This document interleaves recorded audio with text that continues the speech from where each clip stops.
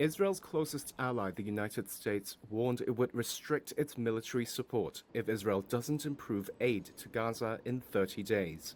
It is the strongest such warning since Israel's war with Hamas began a year ago.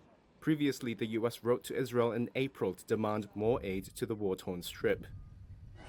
At the time, Israel made changes to let 300 to 400 trucks enter Gaza per day, but Washington officials say that number had since fallen by more than 50%. On Tuesday, State Department spokesperson Matthew Miller outlined a letter State Secretary Antony Blinken and Defense Chief Lloyd Austin wrote to Israeli officials on Sunday. It cited burdensome and excessive restrictions Israel was imposing on commercial imports, goods, and human movement.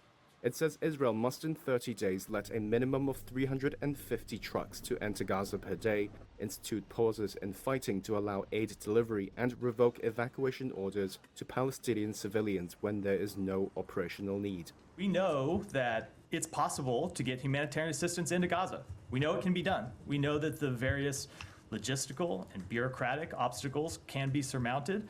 And so it is incumbent upon the government of Israel to surmount those challenges and get assistance in.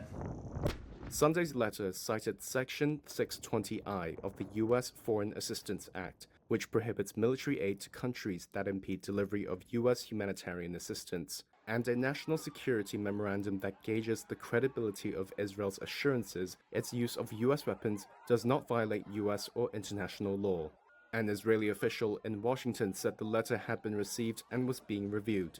Separately, Washington also proposed a new channel for the U.S. to raise and discuss civilian harm incidents with Israel, though the administration's criticism of Israel's actions in Gaza was balanced with military support, announcing the same day as the letter that Israel would be sent more U.S. troops and advanced THAAD missile batteries.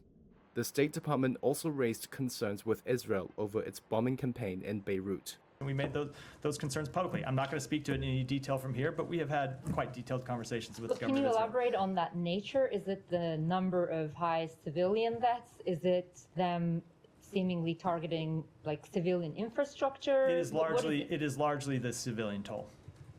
Lebanon says Israeli strikes have killed at least 2,350 people over the last year and left nearly 11,000 wounded.